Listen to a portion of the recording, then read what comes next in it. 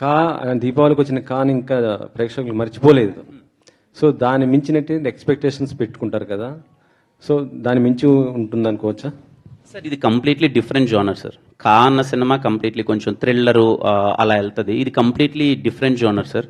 దేనికి అదే. బట్ ఈ సినిమా ఐఎమ్ ప్రెటీ షూర్ ఈ పర్టికులర్ అంటే ఈ సినిమా నుంచి ఏమైతే ఎక్స్పెక్ట్ చేస్తామో అది వెళ్ళిన ఆడియన్స్ మాత్రం డిసప్పాయింట్ చేయరు sir. They love it.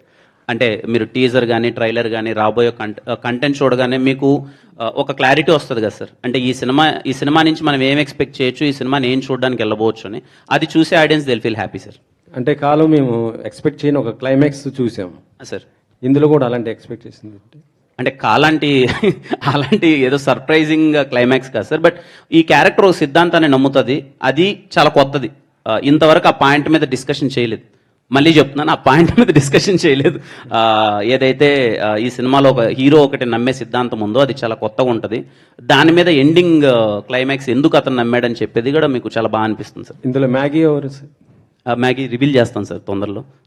Reveal చేస్తారా? రివీల్